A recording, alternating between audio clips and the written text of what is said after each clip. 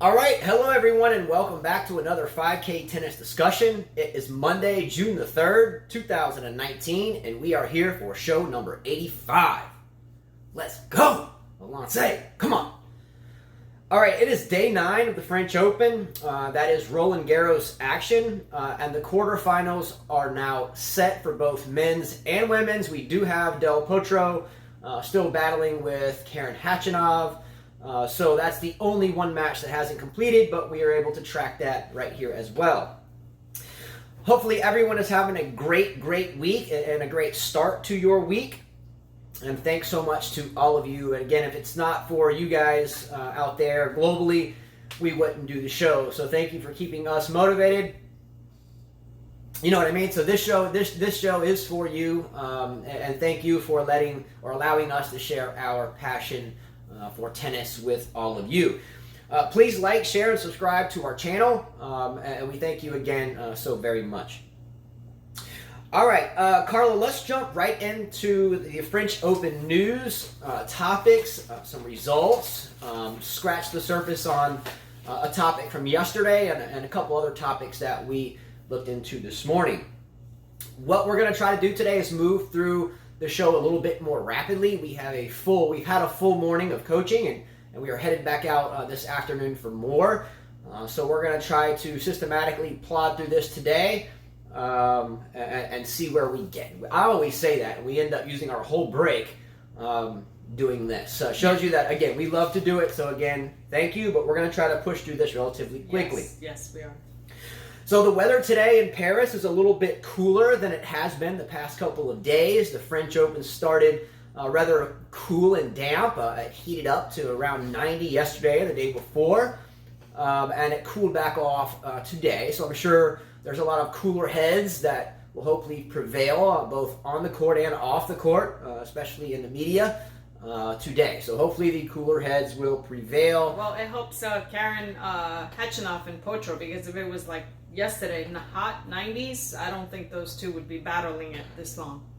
I'm surprised Del Potro is still grinding so deep after have gone with his size, especially 5 sets with Nishioka, and here being in another grinder with Khachanov. Yes, he's serving to try to stay alive in the third set, since Khachanov won the first one 7-5, 6-3, and it's 5-3 Del Potro serving, and the crowd roaring like it's a soccer game. And I love Del Potro, by the way. Same here. Really do. One of my favorite players currently on tour. I'm not going to say all time, but one of my favorite players on tour. And hopefully he pulls it out. If he doesn't, though, hey, it's just a reminder that it's not Del Potro's best surface. But I tell you what, all the crowds love him, and it's really fun to watch Del Po get out there and play. I have a special place in my tennis mind for Del Potro. Too bad if he wins, though. If he wins in 5 sets, I don't see him doing much in the next round against Thiem, who had a pretty easy match. I'm not worried about how deep Del Potro can dig. I know he can dig deep. It's just a matter of can his wrist hold up and can his body and stamina hold up. So we'll see. His knee especially. All right, Carla, let's jump right into things so we can try to back up our promise of keeping this a little shorter. But let's start this show with a topic. Everybody ready? Yes. You ready? Let's go. All right, we're going to start this show off with a topic that involves a U.S. tennis player, female, by the name of Anna Tashishvili. Okay, kind of like Bashlisvili, the tennis player on the men's side, but Tatishvili with a T and not a B as in Bravo. A T as in Tango, not a B as in Bravo. Anna Tatishvili and the ITF, the International Federation of Tennis, ITF, taking away her entire first round prize money from the French Open, which was a check for $51,000. Yes, that is 51.51. $51,520 US. I think it was around 50 euros or 49 euros, somewhere in there. She had the entire check stripped from her after having lost to Maria Sakkari, respectively, 6-0, 6-1 in 55 minutes in the first round of Roland Garros. That was a quick match. Wow. Yes. That was quick. If you haven't heard anything about this, let me please just kind of review in a sense of what occurred in the first place, okay? So the problem here is that Anna Tatsouashvili was stripped of her winnings because she did not, quote, now this is not necessarily a quote, it's a excerpt out of the book of rules, or the rule book for the ITF, okay? So she was stripped of her winnings because she did not, quote, she did not meet required standards of play in her first round match. Well, why? Why then? Okay, that's the problem. Well, why did it occur? Why? The ITF Grand Slam rulebook, or the rulebook for majors, has 5 clauses that can strip a player of their earnings, and I will read those 5 relatively quickly. Number 1, the player did not complete the match. Number 2, the player did not compete in the 2 to 3 week period preceding the major. Number 3, the player retired during the previous tournament played. So number 3, the player retired during the previous tournament played. Number 4, the player used a protective ranking to get in. And number 5, the player received a code violation for failure to use best effort. So those are the 5 things that can cause this to occur in the official rule book. Well, I would say they cover themselves pretty well. She was called out for 2 of the 5, and I will tell you which 2. Number 1, she did enter the tournament using a protective ranking of 107, which has been protective since she has undergone 3 ankle surgeries. Respectfully with that, I know the feeling of ankle issues, and they're not fun. But she was had a protected ranking of 107 and number 1, and did not compete in any tournament 2 to 3 weeks prior to the tournament or to the French Open. Furthermore, she had not played in a tournament at all since October of 2017. Oh, wow. Okay? She underwent her 3rd ankle surgery in January of 2018. Definitely cannot have been fun. You walk on your feet. If you're having to walk on a surgically repaired location, I can promise you it's not fun. So the mindset here is, oh, and by the way, she played her last major match in 2017. And I don't remember which major, but her last major match was played in 2017. So the mindset here that created this to occur was that this young lady, Anna Tatsouashvili, potentially just showed up, used her protective ranking of 107, so she was a shoo-in for the tournament. Didn't necessarily show much effort on the court. Therefore, after she lost 6-0, 6-1 in 55 minutes to Maria Sakkari, it was subject that she just showed up knowing she wasn't ready to play, to collect the check and go home. So with all of this said, I'm definitely not getting into any opinions here. There's a difference in something like occurred yesterday, and we'll touch on this to end or squash the subject with Serena and the Thiem and the media. That was the issue yesterday. We'll touch on that. But that was a hearsay, he said, she said, blah, blah, blah. But this is something a little bit different. This is something where you have an official rule book. This is something where a lot of money was taken away from somebody. This is something that surely will have an investigative panel. And obviously that's already occurred. The ruling has been set. She was stripped of it, and she has the right to appeal. Is she appealing? I don't know yet. In the articles that I put together today, and there was a lot of them, the appellate or the appealing process had not started, but she has the opportunity to do so. All I want to reiterate at this point in time, number 1, don't always believe what the media says, first and foremost. Not saying anyone is true or untrue. But the mindset is that she showed up to collect the check, therefore it was taken away. Based upon, though, us just sharing with you in a nutshell the facts that were across 40 articles that we thumbed through today are basically in essence the same. Do you agree or disagree with the ruling that she should have her money taken away? Again, she had not played a tournament in a couple of years, at least at the major level, had not played whatsoever because of injury. She had a protected ranking. She showed up, got destroyed relatively quickly. So would you agree or disagree with that? Now, before we agree or disagree, listen to a couple of just thoughts that I had. Okay? Was she giving 100% and just got drilled? Could have been. Sometimes there's just a player that's in the zone, and there's a player that's not, and they get beat 0-0. I think in some We've of these... We've seen a lot of these matches, 6-0, 6-0, 6-0, 6-1. Well, I don't know about two double 6-0s. Well, didn't Swiatek get beaten by Halep today 2-0? She got beaten 1-0. So what is it? Maybe Swiatek didn't put up... Are we going to strip her from her fourth round check? I don't know. I'm just making up some thoughts here for you to decide. Number 2, was she giving it her all based upon she's playing on maybe a painfully surgically repaired ankle? I don't know. I watched some of the match. I didn't see her limping around or calling out for trainers or so forth, so I would kind of rule that one out. Was she prepared? Was she prepared for the match? And that's why there's a rule there. Has she played in 2 or 3 weeks? Did she play a tournament shortly ago and have to pull out of that one? Is she injured and just here to collect?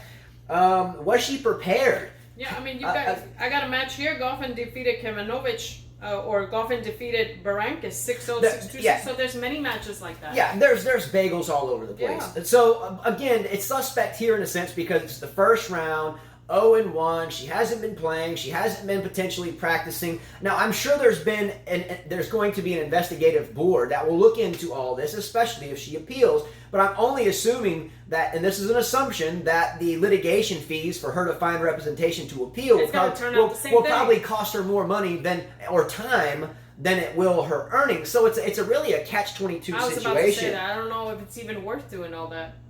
So how do we find out if she was prepared? Do we talk to her coaches and find out if they have video of her practicing? How do we know if she's in pain?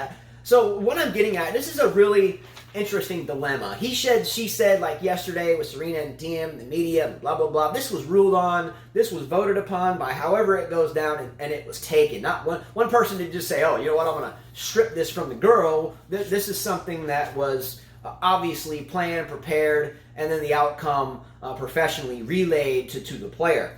What do you think? Okay, surely it's a mentally draining situation for the tournament, the ITF, for the player and everyone else involved. Surely it's a mentally draining situation. But what do you think? She did get the biggest fine. I did see a few other people fined for other things, but that's we looked at a hefty fine. Yeah, we looked at a fine list. You have Sistipas, a couple grand for a racket, maybe some coaching, and some other stuff. But nickels and dimes, $3,000, $1,000, $2,000, $3,000 to $53 grand.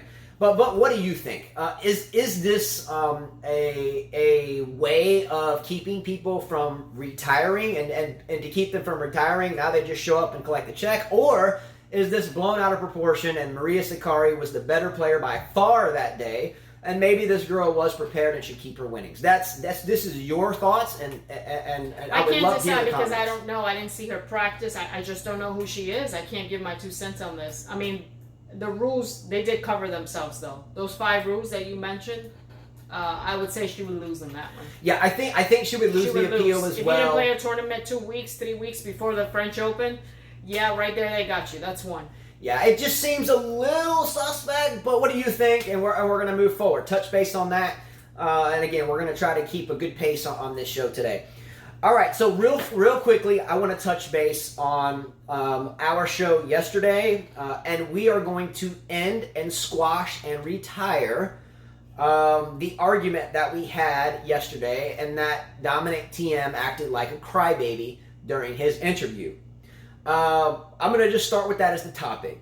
Number 1, Carla and I had 26 dislikes within a couple of hours. 26 dislikes within a couple hours. You know what I said? Oh, well, I mean... They don't affect us anyway. So, again, I get there's 2 sides to every story. And, again, we give our opinions, our brutally honest opinions. That's it. There are always ways of rebutting people's opinions professionally, and a lot of you did that. Yeah, there was just one that I removed, and I said, I'm not doing that whole Facebook thing. Removed. There was another person who left a comment, and I left it there. Because they said it professionally. That was their opinion. When it turns into something racial, we're out. Again, I have a Spanish wife. It wasn't even racial. It was just... It's insinuated that way. This is ridiculous, dude. When it turns about sexist and... Any type of ism, we're out. We are not that way at all, for sure. The proof is in the pudding. However, we're going to give you our opinion. And opinion is what we are entitled to, right?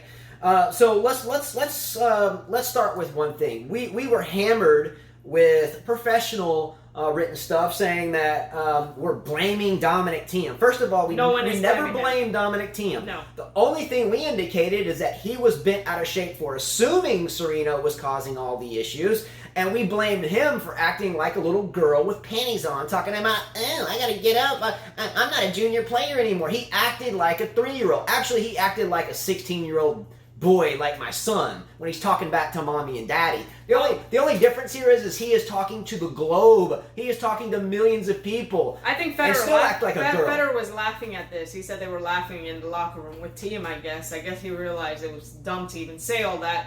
But, I mean, we were blaming the organizers. The organizers should have done a better job. This shouldn't even have leaked out. But again, negative media always does best. The media had an opportunity to pounce on something that would sell tickets, which was, here's Serena again. It was automatically assumed that she was the bad guy and that, oh, here's a story we can write, and within 20 minutes we'll get 2,000 views and 26 dislikes. I guess the media says, well, if it sells, it doesn't matter what the response is because we're engaging an audience. We don't get down like that. Negativity sells. It's sad. To me, it's sad. We might have had those 2,000 views, but it wasn't for the right reason. We do videos about positive things and we get very little views. But we do something about Serena's on there and people automatically jump to it. Yeah, we mentioned Serena Williams' name in a title, and all of a sudden we got 2,500 views and 26 dislikes.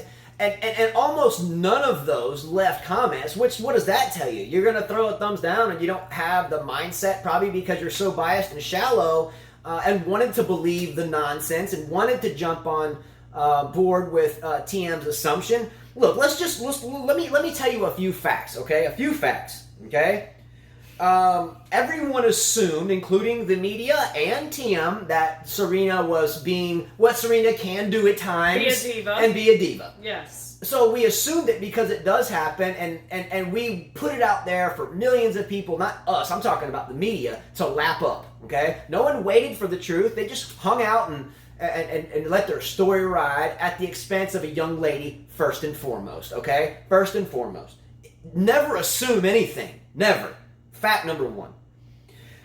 Number two, Serena asked for the smaller room, and the tournament organizers chose to pull Thiem and put her in that room. So let me put this into context. I'm a tennis player, Carla's a tennis player, and a lot of you are. Let's say you're a favorite, or you're just playing a match, not even a favorite, and you go out there and get beaten by someone that you should have beaten. How happy are you walking off the court? Not happy. You think you want to go sit down and go, oh, well, it was a good day, and give a fake smile, and it's okay, You think you want to do that? She walked off the court upset. She should have won the match. Walked off the court. There was a room involved. She wants to go home. She's got a daughter just like a million of us do. I'll take that room. I'm just ready to go. I'll take that room. She wanted to leave. She wanted to get out of there. Who wouldn't want to get out of there? Well, who's the football player? I mean, she should have been like Marshawn Lynch. Marshawn Lynch, when he had to show up for press conferences after a Super Bowl, and he sat there and said, I'm here because I don't want to get fined. I'm here because I don't want to get fined. I'm here because I don't want to get fined. You know what? I love that dude. Love Marshawn. Give me some Marshawn. I'm just saying. Well, she said, I'm not going to wait. So, well, I mean. That's fine. Then, okay, here's your empty smaller room. Take it. In other words, she's saying, I just want to get out of here. Don't mess. She said, and quoted with cameras rolling, but no one put this out there when the story leaked.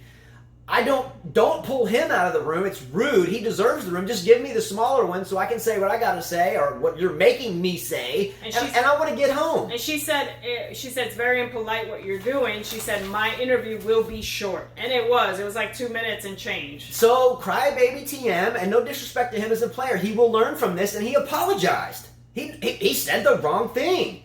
I mean, what kind of man sits in front of the globe and says, oh, I'm not a junior player? Just stop whining. You're moved. Okay. Yeah. The tournament are the people giving you, $2 million if you win? Just suck it up and move. Whatever. But instead, we had a biased response based upon an assumption that for some is something more gender biased or worse. Yeah, a lot of the comments that I read from coaches is just... they're saying, oh, she should play in the male tour. I'm like, what is this? Wait a minute. You guys are teaching kids, teaching females? I would never let you teach my girls. The way you guys think, it's ridiculous. Yeah. I mean, I get that Serena has had her share of problems. Yes, she could be bad. She can have a bad, a potty mouth. She could be a diva. She could be a queen. But in this instinct, she wasn't wrong. She was just trying to leave. She wanted to leave. She just wanted Some to get home. players don't even give the interview and leave. Number 4, everyone is conditioned to think if Serena is in the news, it is always something she did. I do know there are many reasons to be biased because there has been negative events, i.e. the U.S. Open with the ref, okay? Borderline Osaka last year at the U.S. Open. Well, going back to that, okay? Justin, going back to that, Tsitsipas yesterday. Last time, though. Tsitsipas yesterday got called out for coaching. That's why he got fined. And smashed a racket. Threw a tennis ball over the thing, threw a water bottle, but nothing happened. Now imagine if Serena Williams did that. The media would have gone crazy. The umpire would have said, "You're done. Okay. Goodbye." Tsitsipas, warning, no problem. Serena does that, she's out, and she's in the limelight, and everybody, 50 million people are saying, look at this schmuck. Yeah. All I'm saying is that how is it fair that if Serena doesn't do anything and everyone lashes out on her because of an assumption, because the media is at fault, not Thiem. Thiem is only at fault for acting like a child, from shooting from the hip and a knee-jerk reaction, which wasn't true in the first place, number 1, okay? However, look at the Tsitsipas. Again, nothing. This is just. And there were people on Twitter saying, "Why is the umpire not giving this guy a warning, a point, and stuff?" You have to watch this match. I mean, the guy smashed the racket, was called for coaching, threw a water bottle, threw a ball at the stands, and yet nothing. Well, even Wawrinka was like. I think he was warned, but all we're trying to get at is people assume when Serena's in the news it's bad, and there have been some negative events, yes. But you have to listen to everything when you're addressing the globe and you're one of the favorites to win the tournament, and then you act like a little panty-wearing girl. No offense to the women with that. It's a figure of speech from a dude.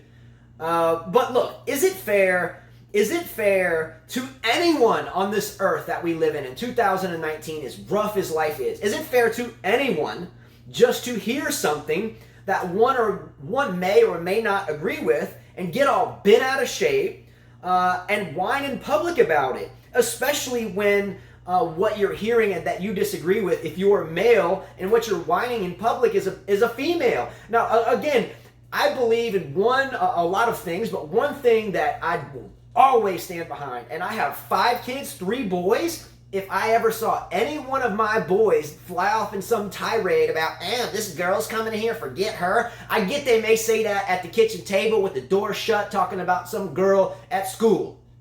I get that.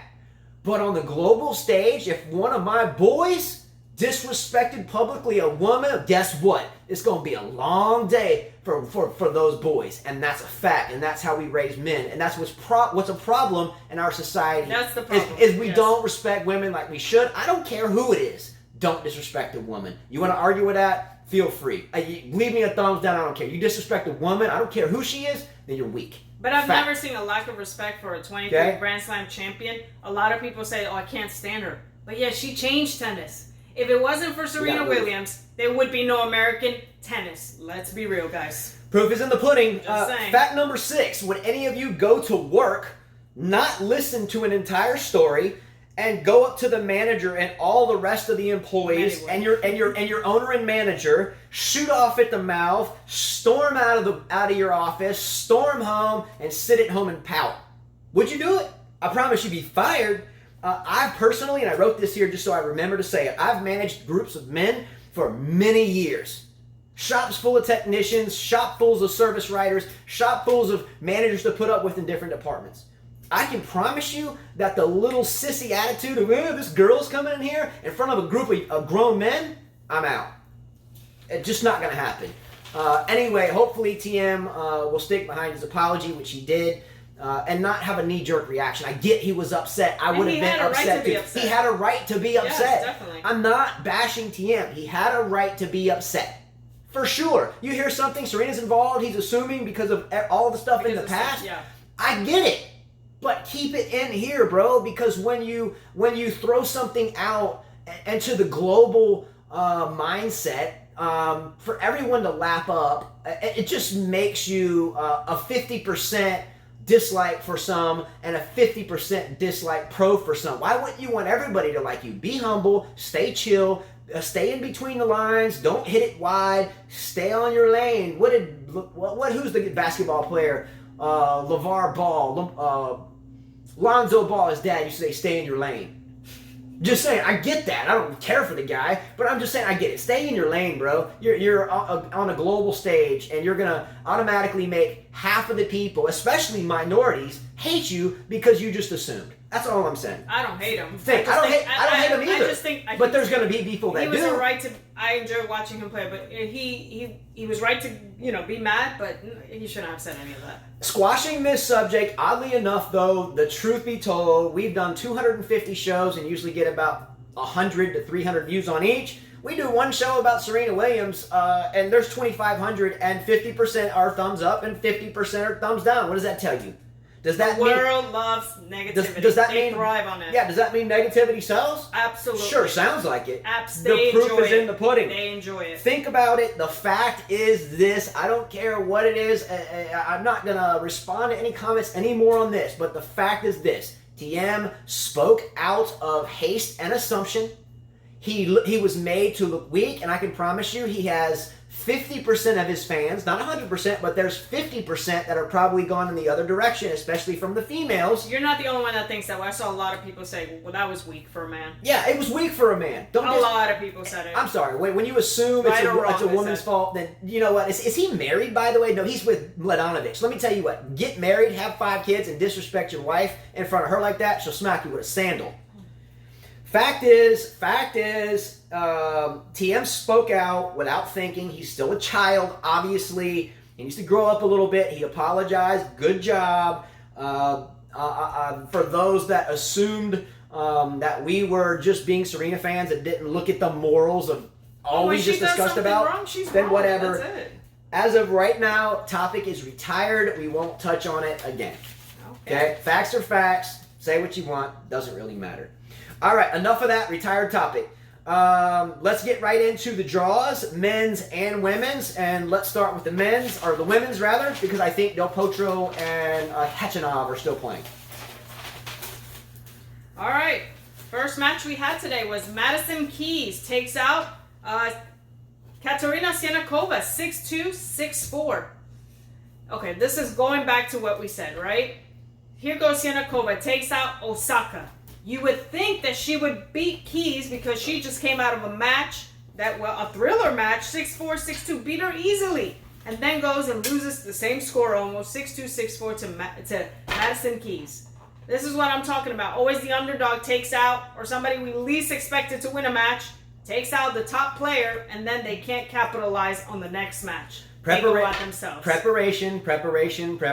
We've talked about this with all week. We've talked about preparation. Great opportunity for Madison Keys. And I'm not talking about the preparation from Siniakova. I'm going back to the third round with Osaka. I don't She should have never lost to Siniakova. Osaka shouldn't have lost the match. Osaka wasn't very much prepared, I can assure you. Maybe she was halfway. I think she had been interviewing for a couple weeks prior to the French, talking about, well, I don't really do well on clay anyway. She should have never lost that So, match. in other words, she was setting up the defeat, which is a mental damper in the first place. So she set her own mind up to do subpar, and that's what happened. Osaka should have won that match, and then Osaka should have been playing Keys and beat her, but unfortunately it didn't happen. But the better player, in my opinion, right now, of the two that played is in the quarterfinals. Yes, correct. The right player is in. The right player's there. Next match. It should have been Osaka, though. Next match was Ashley Barty, and she does the same thing. Takes out Sofia Kenin, who just beat Serena. Kenin couldn't capitalize on it. Disagree with that one totally. Well, yes and no. Barty. Barty's a smart player. Yes. In my opinion, Barty is a better player But listen than to Kenin. the score. Barty is the better player here. Yes, absolutely. But Kenin shouldn't have beaten Serena. Correct. That's what I'm getting to. Same deal. So Barty wins 6-3, then loses the next set 3-6, and then she bagels Sofia Kenin. Bagels her. Yeah, now let me retract that. I say that Kenin or Serena should have won.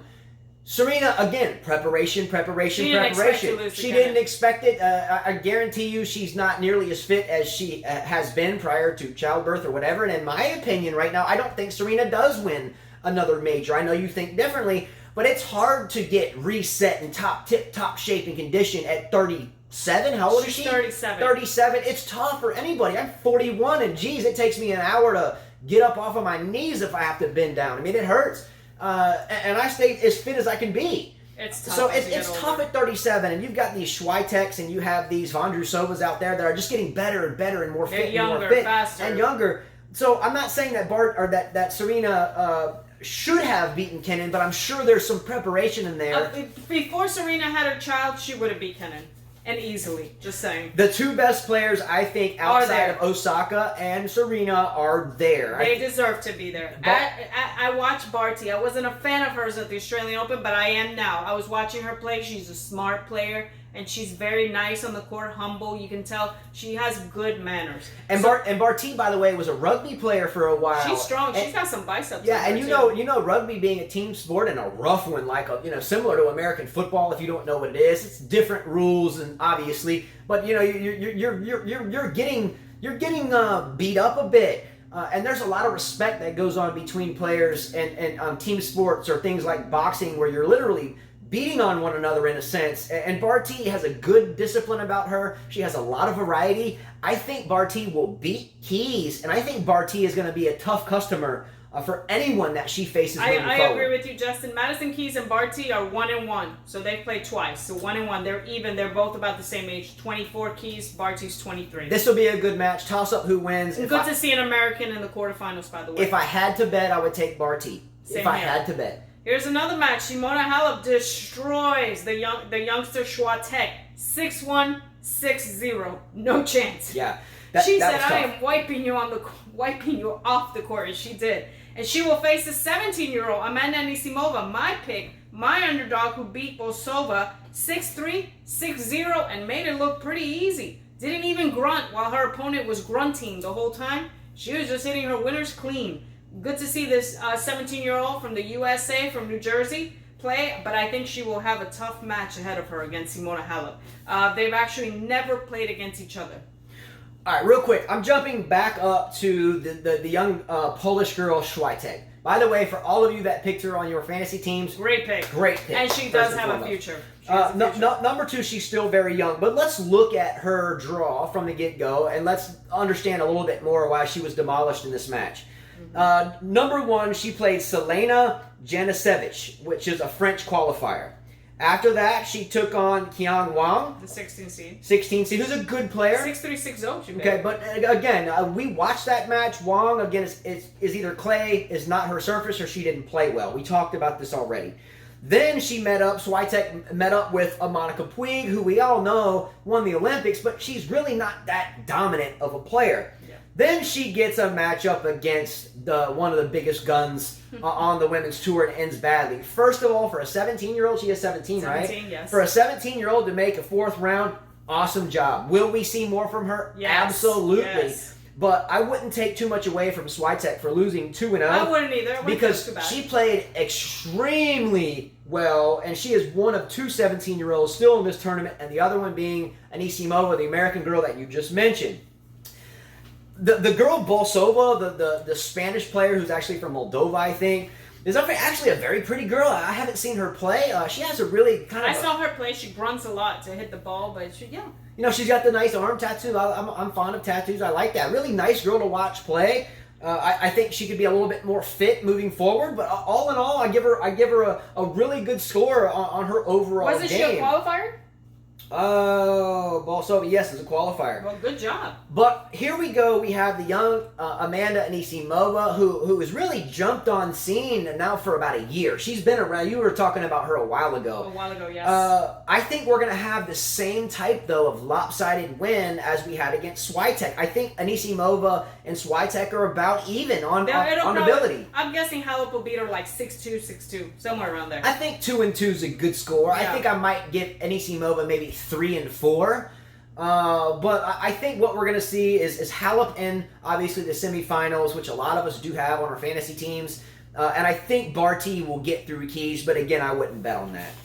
Oh, and by the way, there was a match that we didn't get to. As we all know, Sloane Stephens took out Muguruza. Let's go. And that took Casper out of the running for the tennis racket, a.k.a. Dedseville. Much love. There's always Wimbledon. All right, let's move on to the men's. A match that was delayed. We'll talk about the first one. Stan the Man Wawrinka takes out Tsitsipas in 5 thrilling sets. Exciting match to watch. Yeah, so we broke that match almost into entirety yesterday. We started recording the show at like 4-4 in the 5th. And it ended, unfortunately, with maybe a bad line call. And we'll talk about that later on. I have a subject about, I have a topic about that.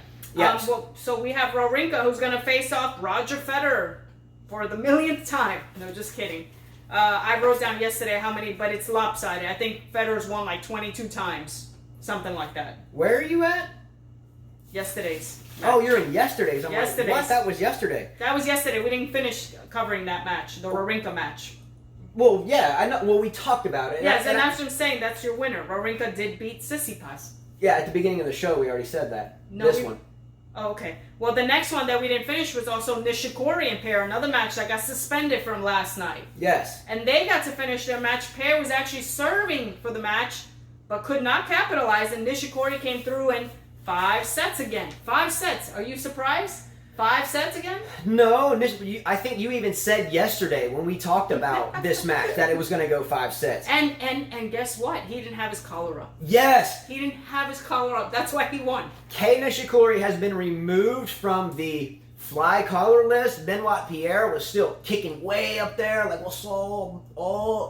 but Nishikori put his collar down. He said, "I gotta be serious. I'm going to win this match." Maybe he saw the show. Maybe he saw the show. Yeah. Maybe so. But it looked a lot better. He looked a lot smoother. He had less wind foil flowing off his collar, and that got him through, I think. Yeah, got him through. So he's gonna face off Rafael Nadal. By the way, happy birthday to my brother Jonathan, who shares the same birthday as Nadal. I think he is, 34, 35, I'm not sure. 35. He's 35, yes. Happy birthday, bro. Jonathan. And her brother Jonathan is a really fine tennis player, a lights-out tennis player. One of the people I could say missed his calling because he could very well be... He blossomed late. He could be very well being discussed on the show, not just about her brother, but a really good tennis player, and that is no joke. He can bring the pain. And he hits with a one-handed backhand. And a one-hander.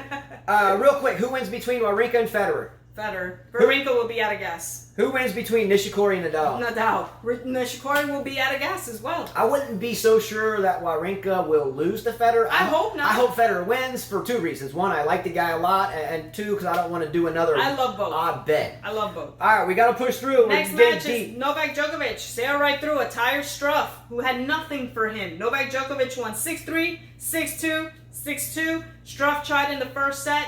And we saw a few points, but faded away after that first set was done. All Djokovic needed was that break point, and it was done for him. Look, really good job for Struff to get this deep. He's had a lights-out clay court season, but let's be real honest right now as we head into the second, or we're in the second week, but the latter rounds of this tournament. Right now, Novak Djokovic looks extremely I watched good. him play every point. My God, did he get to balls that I was like, really? Did he just get to that? I think his opponent was like, what? That's a winner usually. Rafael Nadal and Roger Federer, I hate to say this, or anybody else, need to be really careful at this point. Novak Djokovic arguably looks as good as ever at this point. Struff is no joke, and he handled it with ease. He handled it easily. Great win, beware everyone else. Alexander Zverev takes out Fognini. And there was a viewer, David Toto, said that Zverev would win in 4 sets, and he did. I said that yesterday. 3-6 and you. 6-2, 6-2, 7-6. Good for Alexander Zverev. I mean, this is a confidence booster for him. He needs this. He has faced Djokovic before, and they are 2-2. So not a bad head-to-head. This has the potential to be a really good match. However, again, Zverev has had a really rocky go this year. He finally got him some traction, but I think it's a little too late to meet someone that's won the last 3 majors and is playing arguably some of the best tennis I've ever seen him play. It's going to be tough to beat him on clay or elsewhere. It's going to be really tough. I'm going to give Djokovic a win here, 6-2, 6-3, and then in the third set, I think Zverev might find a little bit of steam, like what do I have to lose now, and maybe get a 7-5. So I think it'll be a 6-2, 6-3, 6-4 or 7-5. I think it'll be in 3 sets as well. I think it'll be straight. Next match, we expected this to be a good match. It was not. Dominic Thiem takes out Monfils 6-4, 6-4, 6-2. Pretty quick match. Monfils started out with a break. Got broken, got up to 4-love, right? I think it was, and then finally started getting some games. And something like that. It was pretty lopsided from the get-go. Yes. I thought Monfils was going to win the match, honestly. I thought he had a great opportunity going in. 2 Frenchmen out. Didn't turn out that way at all. Thiem looked really good. Thiem found himself steamrolling from the get-go and kept his foot on the gas and didn't let up. So good win for Thiem. And Thiem will be playing the winner of Khachanov and Del Potro. I think it'll be Khachanov. He's up 4-1. So 4-1. By the way, if Del Potro loses, then I'll have the complete up-to-date fantasy team scores. It looks like he's going to head out, but hey, you don't want to count your chickens too quick. Khachanov's beaten by the time Thiem 1 time, and Potro has beaten Thiem 4 times. Yeah, faces either Del Potro or Khachanov, and now having some good rest time after the easy match against Monfils. I think that Thiem will be in the semifinals against Djokovic. That's my forecast, and that's what I predicted. I think a lot of us probably predicted that before this tournament started. Yes. So if that does occur, I think it can be safe to say that we think that Djokovic will probably beat Thiem in straight sets or maybe 4. Okay. All right, that's it with draws. So we're going to wrap up with just a couple of things. Real quickly, a fantasy team update. And again, that was from about 30 or 40 of you that entered in fantasy teams for 2 sets of YTEX strings of your choice. Let's not forget this one, too. A 5K tennis shirt or a YTEX shirt if I still have your size left. I'm almost out of YTEX shirts. But 5K tennis shirt strings. I'm going to read the top 3 players at this point. There's still a lot of people alive, but here's the top 3. Casper, that is Dedseville, and I know Del Potro is still playing, and I forget if he has them or not, but he has 47 points, and there's still some adding I haven't done, but as of right now, 47 points with 7 players left. Myself, I have 43 points with 8 players left. Carla and Dusan Dramakanin are tied at 42 points, but Carla has 7 players left, and he has 6. I feel really good about beating Casper because Casper has 2 women and I have 2 women. We both have Halep. He has Halep, Konta, and Animisova, and I have Halep, Barty, and Stevens. Ooh. As well, we have the same men's team, but he has 4 men, and I have 5, which gives me the extra player than him. So I have Wawrinka, and otherwise he has the same men that I have. Well, you're going to lose one. Well, I'm going to lose one, but I'm going to gain a point no matter who wins, and he'll lose one and not win. You see what I'm saying? Wow, Casper, he's feisty. I'm ready. I got my Excel sheet. It's just up here and on handwritten old school notes.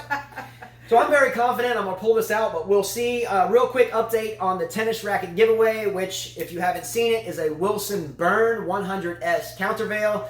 My oldest son used it for 1 season of tennis, so there's a couple little cosmetic paint chips on it, but I'll have it freshly strung. Your tension. It's got a 4 1/4 grip, and it's really a very, very nice racket. And if you win it, it'll be freshly strung. So there are only 4 of all the applicants that are still fighting for the racket. 1, myself, and I have Novak Djokovic, Rafael Nadal, and Sloane Stephens with Nadal winning it, still alive. Peter Dijkstra in Sweden has Dominic Thiem, Rafael Nadal with Nadal winning, and has Halep still as a woman. He lost his winner, but he still is alive.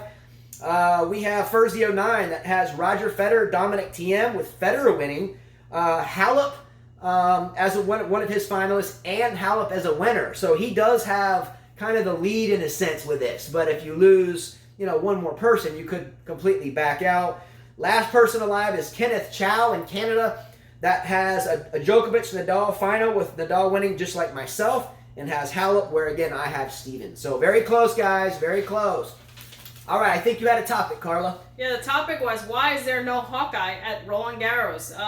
And I think, my opinion is that the French Open... Wait a minute. For those that don't know, what is Hawkeye? Hawkeye is when we have it at the U.S. Open, Wimbledon, Australian Open. Every tournament. When a linesman says the ball is out or in, they can and the player wants to challenge it, well, we get to see it on the screen, and it tells us whether it's in or out, right? Correct. But we don't have that at any of the clay tournaments. None of the Masters tournaments have it, and they don't have it at the French Open. But we've seen a lot of matches where the line calls were being called in or out, and they were wrong. That cost some serious points, like Wawrinka Tsitsipas match. Was it match point? Maybe match point, maybe a line, and there was a few calls before that. Del Potro, we were watching just a few minutes ago with Khachanov. There was an important call where he would have gone up 30 love, but they never called it right. Hawkeye has an error margin of 3.6 millimeters, but it shows you the correct ball mark, whereas an umpire comes down out of his chair, checks the ball, might even have the wrong ball that he thinks he saw, and call it, depending on how he sees it. Also, well, let me actually kind of lighten up on the refs here with this one. First of all, I'm not pro one way or the other. Computers can make mistakes just like human eyesight can. Sure, yes. But at the French Open, the reason why there's no Hawkeye is because it's a clay court. Once the players change sides, I'm only assuming. Remember, assumptions can be wrong. Yes. I think we just talked about this. Yes. But I'm assuming at a tournament where $2 million gets paid to the winner, that when they change sides and they go to commercial or something, that someone is grooming the courts really quickly. Maybe sweeping off the lines, right? You're probably right. So I don't think it's the wrong ball they're selecting. I mean, the courts are groomed. Okay, but pretty much every changeover. However, let's say how many rallies are in during a few games? I get that. Okay. I understand that. But let's say here's a line. The ball comes down, and it kind of skids off the line, hits the clay, and then bounces off. Hypothetically, the ball could have scrubbed the line and then just made the hard kind of. You ever seen a ball hit the ground in slow motion? It kind of goes down and it kind of implodes on itself and then springs back off the ground. It's possible that the ball can mark wide on clay, but actually have skidded off the line and onto the clay. So I would think that Hawkeye should be. Well, let me give you a few matches. I mean, they were not at the French Open, but there was a match in Pliskova, 2000 Italian Open, where the umpire couldn't locate the ball, but you said this wouldn't happen at the French, right? And so she said it was out. When it showed on TV, it was in. So Pliskova gets mad, loses the match to Sakari because, she saw the ball, she said. You had another match in Monte Carlo where Goffin was up a break on Nadal, and the umpire didn't call the right call, and he had a meltdown, loses that match. Martin Fucsovics, same thing you said, right? Against Bashvili. The ball comes down, right? And they say, oh no, that ball is in. Look, you could probably come up with a list for 3 years of paper about errors on line calls and clay. Well, here's why they don't do it. The fact of the matter is... Wait, can I finish? Yeah, but you can go on with that forever. There's a reason why the CEO, Jeremy Button, says that his tournament is more unique for not using the Hawkeye. I agree with this. It would cost them $40,000 per court to put the system in, by the way. And then they would have to recalibrate the machine. First of all, at a tournament this big with the hundreds of millions of dollars in they sponsors can use the fine money. You can use the fine money. I don't think it has anything to do with the money. You're missing the point. Here we go thinking about everything's monetarily I read the article, based. Justin. Well, it's in there. I understand that, but don't you think there's something called tradition here at the French Open? But that's what he's saying. It's unique not to have it. It makes them unique. Isn't the French Open the only tournament of all of them that hasn't sucked themselves down to having a tiebreaker in the fifth set? Yes. How many times in baseball have we heard of baseball team managers and players bowing up on the referees and getting tossed out of the game or the umpires for calling a ball a strike or a strike a ball? Every day? Okay, so you're against the Hawkeye or for I'm not. No, I'm not. I'm just asking your opinion. Oh, sometimes people think so shallowly. I'm not. There is tradition here, just like there is on baseball. Definitely. There is technology abound that could remove the umpire behind the plate in baseball, and it could go beep if it's in a box and beep if it's not. We've seen specials on it. We're not talking about that. I understand that. Mm-hmm. But we're talking about a tradition. So, like you said it yesterday, you had a topic of now you want to remove the chair umpire or the. I'm not saying to remove that. But I get that. Yes. But what I'm saying, I understand that. But right. There is a traditional sense here that the Hawkeye is the mark in the clay. So we're going to have one point that's going to change it all, kind of like we're going to have one match like Isner and Mahut that changed the dynamics on the tiebreaker in the fifth set. Isn't it the same premise? Isn't it? Anyway, what are your thoughts there? I think there should be Hawkeye, but I don't think it's because of the money. No, I'm not saying it's for that reason. But you just I'm said just that. saying what the cost would be for each court. But that they should add it. Why not? They have the money to add it. It's tradition. Obviously, I'm just telling you the cost. I'm not telling you that that's the reason why they're not putting it in. The reason the CEO says he's not putting it in is because it makes their tournament appealing and it makes it unique. That's all I'm saying. In other words, the tradition stays alive. Correct. That's all I'm saying. I'm not saying because of the cost. Okay. Do I think they need it? They should add it. Because they should have it we for didn't peace know of mind. that match point could have kept Tsitsipas playing. You don't know. And it probably could have. We don't know. But again, I respect the French Open for standing behind tradition is all I'm saying. Isn't it traditional when we were raised to respect women? Sure. Didn't we just have a non-traditional thing yesterday? Sometimes tradition is important. Slow down. One bad call, okay, maybe a couple bad calls over the eons of time of red clay and playing tennis on clay. I get it. But are we Sure, gonna... there's probably less bad calls on clay than there is on any other surface. So again, if that is indeed the case, why would we want to, metaphorically speaking, it's rare to go 70-68 in the fifth set, isn't it? It's rare, and it's kind of a commodity when it happens. But now when odd things happen, we got to change the whole rule book. I don't get it. Okay, enjoy the rare occurrences and move forward. Yeah, yes, you don't want to have Wawrinka's probably out ball be the outcome of the match, but you know what? That's the tradition, and that's what happened. Right. Fair enough. We see many matches like that. All right. You have another topic? You're No, good. that's it. All right. Moving forward to end the show, we must get out to teach. Now we're pushing time to the normal time. Figured that would happen. 12 rapid-fire questions, as I always like to do with Carla, and we do this so you guys can play along with it. So the goal is to answer these questions very quickly and rapidly. If you think about it too much, if you're typing the answers, then just go on to the next one, because they're not meant to think. They're just meant to have a knee-jerk reaction. We've talked about that a lot. So knee-jerk reaction, quick answer right off the top of the head. Are you ready, Carla? Yes. Are you all ready? Here we go. Rapid-fire question number 1.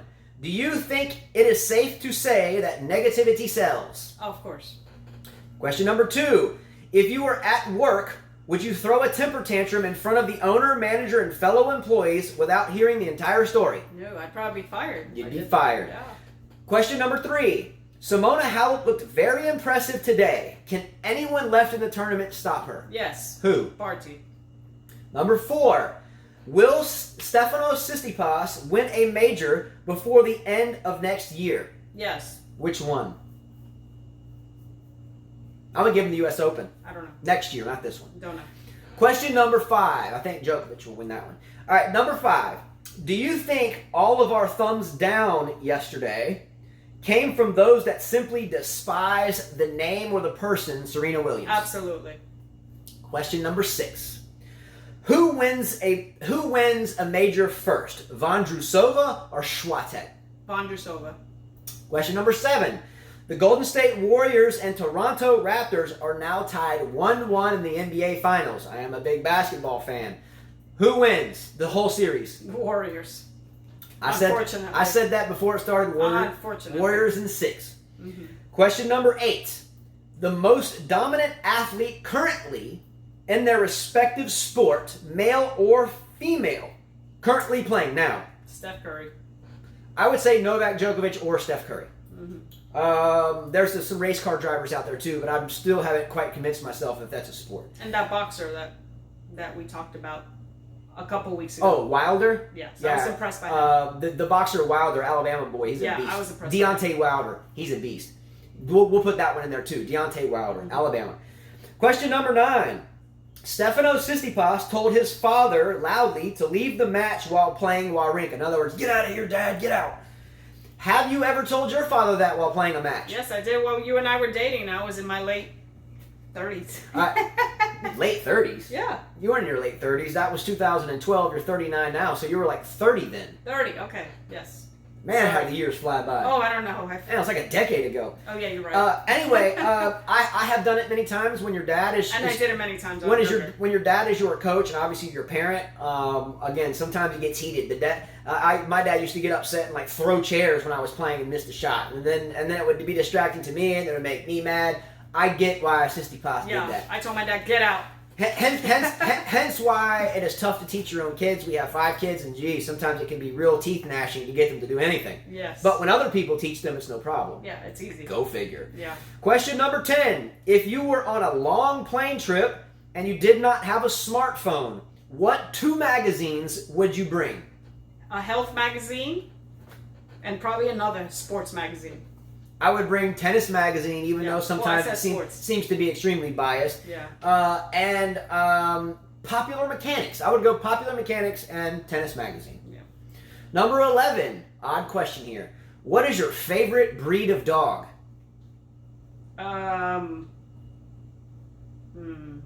Thought too long. Moving forward. I don't know. I don't have favorite dogs. That's too long. I don't have favorite dogs. Mine would be a Belgian Malinois or a pit bull, a nice pit bull. Question number 12. Should Hawkeye, the computer line calling machine or device, be activated at the French Open?